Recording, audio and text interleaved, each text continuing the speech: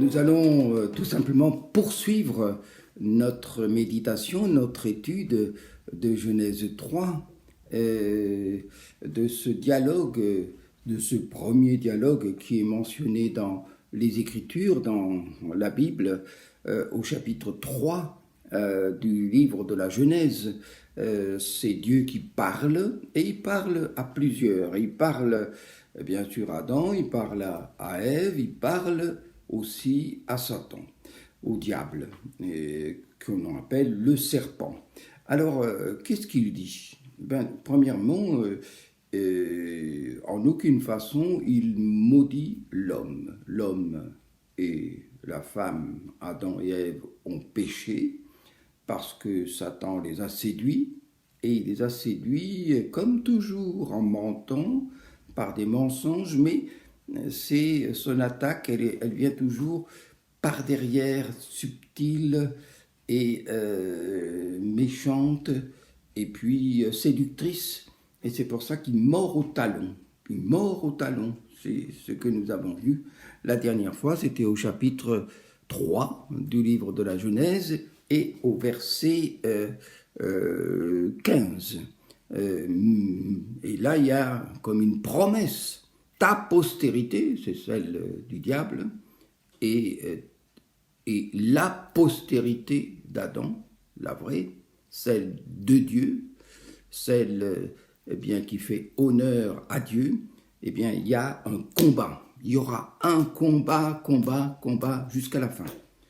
Jusqu'à ce que Satan soit jeté, une fois pour toutes, dans l'étang ardent de feu et de soufre. Et jusqu'à ce temps-là, il y aura un combat. Je mettrai, c'est Dieu qui dit, je mettrai inimitié, c'est-à-dire c'est la guerre. Nous serons toujours en guerre contre Satan.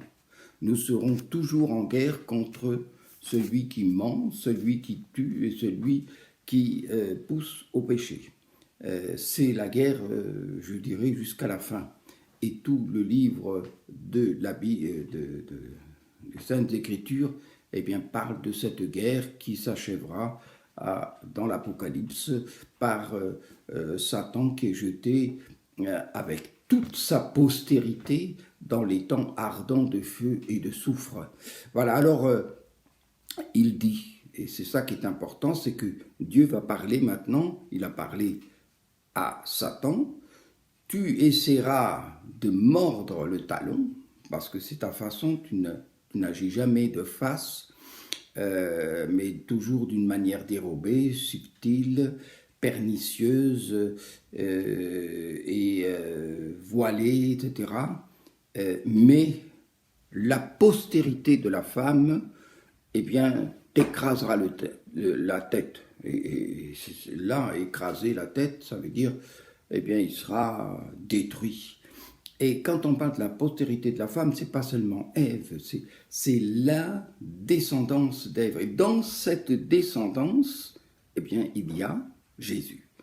Et c'est Jésus qui va donner le coup de grâce, sur la croix, lorsque il rendra le dernier souffle. Il mourra, mais par sa résurrection, il attestera que Satan est vaincu, que la mort qui l'a amené dans l'humanité, elle sera détruite et jetée dans l'étang ardent de feu et de soufre.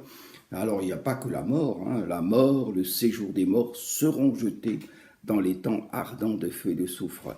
Et ça, c'est quelque chose qui doit nous consoler, nous réjouir, et dire, cette situation de conflit, de combat, de lutte, c'est tout à fait normal, c'est ce qui est décrit dans les premiers versets de la Genèse, de la Bible. Et Jésus a détruit cette puissance des ténèbres, et c'est à la croix qu'il a vaincu Satan. Bien sûr, Satan agit toujours, mais il n'est pas encore dans les temps ardents de feu et de soufre. Il n'est même pas encore dans cette prison où il va rester pendant 1000 ans, il agit toujours. Mais chaque fois qu'il y a une personne qui est guérie, qui est bénie, une personne qui est libérée des puissances des ténèbres, eh bien, ça veut dire que le royaume de Dieu marque un point, que le royaume de Dieu, il n'est pas encore sur la terre, mais chaque fois, eh bien, qu'il y a un de ces événements, eh bien, c'est un signe, et le signe, eh bien, que la fin sera totale, qu'il n'y aura plus de maladie, qu'il n'y aura plus de possession, il n'y aura plus de démons qui habitent dans des personnes, il n'y aura plus de haine, de méchanceté, mais chaque fois, eh bien, que Dieu agit au travers de Jésus, et nous sommes des signes. Quand une personne se convertit, c'est un signe. C'est un signe que le royaume de Dieu a progressé, avancé. Mais c'est un signe dans la mesure où cela annonce eh bien que oui, Satan sera complètement détruit. En ce moment, son royaume est détruit par petits bouts, mais un jour, il sera totalement détruit. Et ça doit nous consoler, nous réjouir et nous fortifier. Nous sommes dans ce combat, hein, c'est ce que nous avons vu la dernière fois. Il y a « je mettrai inimitié entre toi et la postérité de la femme, et c'est-à-dire ceux qui vont aimer Dieu et agir en écoutant, en aimant Dieu de tout leur cœur. Voilà. Mais alors après, il y a encore des paroles qu'il dit. Et il dit par exemple à la femme. À la femme, il dit « Je rendrai pénible ton travail et ta grossesse. Tu enfanteras des fils avec peine, ton désir se portera vers ton mari et il dominera sur toi. » Alors, ça, c'est ce qu'il dit à Adam, à Ève. Après, il va dire aussi des choses spécifiques à Adam. C'est-à-dire, là, il parle pour ce qui concerne la femme. C'est-à-dire qu'en fait, la grossesse ne devait pas être difficile, ne devait pas être un problème et ne pas donner lieu à des problèmes. Mais il ne faut pas oublier que le péché, eh bien, a bouleversé tout cela. Et ce qu'il y a, c'est que le diable est maudit pour toujours. Là, c'est clair, c'est net, il est maudit pour toujours. Par contre, pour la femme, elle continuera d'enfanter, mais à cause du péché, ce sera avec de la souffrance. Mais du reste, pour Adam, ça sera pareil. Il y aura de la souffrance. Et à Adam, il dit, parce que tu as écouté la voix de ta femme et que tu as mangé de l'arbre au sujet duquel je t'avais donné cet ordre, tu n'en mangeras point, le sol est maudit à cause de toi. Tu en tireras ta nourriture avec travail tous les jours de ta vie, et il te produira des épines et des chardons, et tu mangeras les plantes des champs. Tu mangeras ton pain à la sueur de ton visage jusqu'à ce que tu retournes à la terre, parce que c'est d'elle que tu as été tiré, car tu es poussière et tu redeviendras poussière. Il a une parole pour chacun, pour l'homme comme pour la femme. Et ça veut dire que dans le jardin d'Éden, Adam et Ève travaillaient.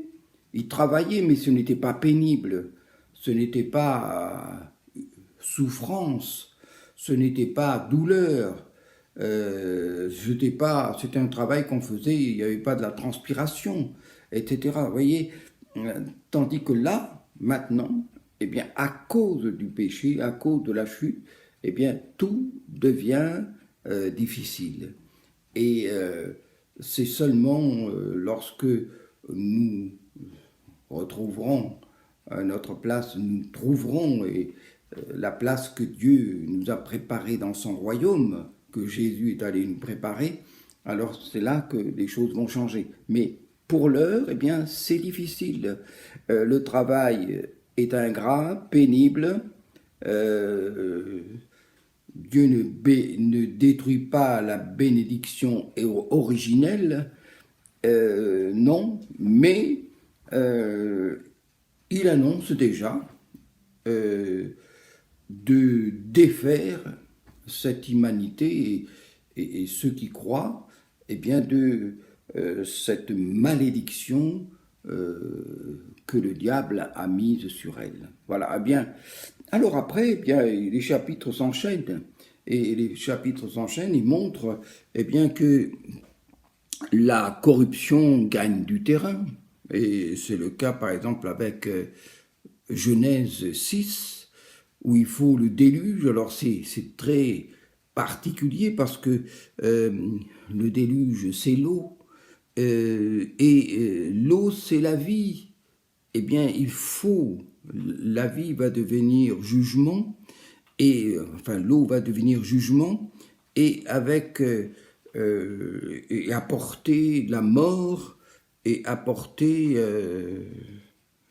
oui, la mort, oui. Mais il y a quand même quelqu'un qui est là, et qui, cette postérité dont Dieu parlait, qui est toujours en guerre contre Satan, et cette postérité, c'est Noé. Mais après, il y a aussi encore une autre révolte, toujours suscitée par le diable, c'est Babel. Et les humains sont dispersés sur toute la terre, etc. On peut encore citer le cas de Pharaon, maudit soit qui te maudit. Et Pharaon, eh bien, il y a aussi Balak, eh bien, maudis-moi ce peuple, dit-il à Balaam, le voyant. Vous voyez, il y a toujours ce combat qui est là, et Pharaon, qu'est-ce qu'il fait? Il supplie les enfants d'Israël, eh bien, d'appeler de la part de Dieu la bénédiction sur lui. C'est au chapitre 12, verset 32. Je terminerai là-dessus et nous aurons l'occasion de continuer à parler de tout cela. Que Dieu vous bénisse et qu'il vous bénisse abondamment. À bientôt.